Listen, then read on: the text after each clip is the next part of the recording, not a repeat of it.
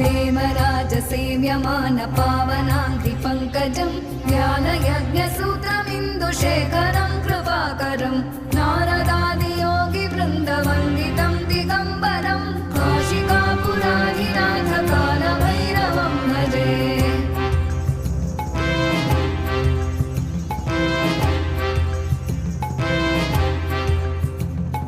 भानुकोटिभास्वनं भवाब्धितारकं परं नीलकण्ठमीप्सितार्थदायकं त्रिलोचनं कालकालमम्बुजाक्षमक्षशूलमक्षरं काशिकापुराधिनाथकालभैरवं भजे।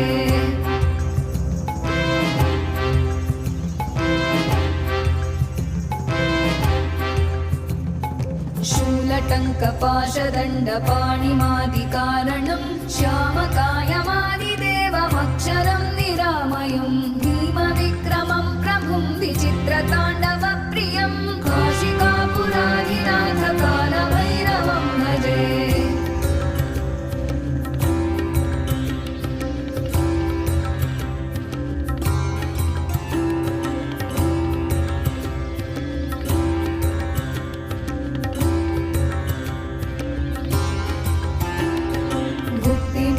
दायकं प्रशस्तचारुविग्रहं भक्तवत्सलं स्थितं समस्तलोकविग्रहं विनिक्मणं मनोज्ञहेमकिङ्किणीलसत्कटिं काशिकापुराधिनाथकालभैरवं भजे।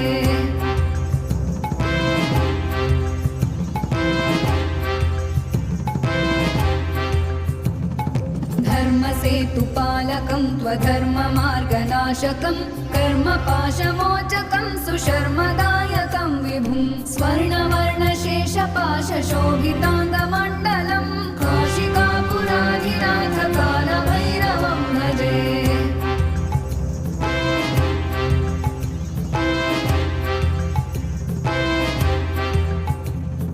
रत्नपादुका प्रभाभिरामपादयुग्मकं नित्यमद्वितीयमिष्टदैवतं निरञ्जनं मृत्युदर्पनाशनं करालदंष्ट्रमोक्षणं काशिकापुराधिनाथकालभैरवं भजे।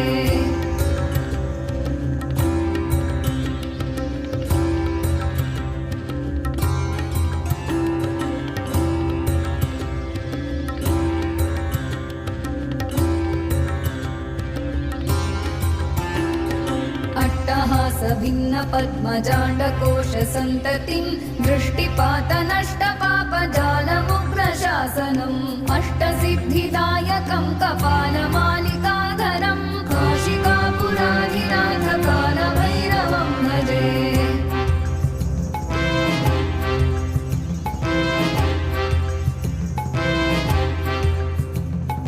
भूतसङ्घनायकं विशालकीर्तिदायकं काशीवासलोकपुण्यपापशोधकं विभुं नीतिमार्गकोविदं पुरातनं जगत्पतिं काशिकापुराधिनाथकालभैरवं भजे।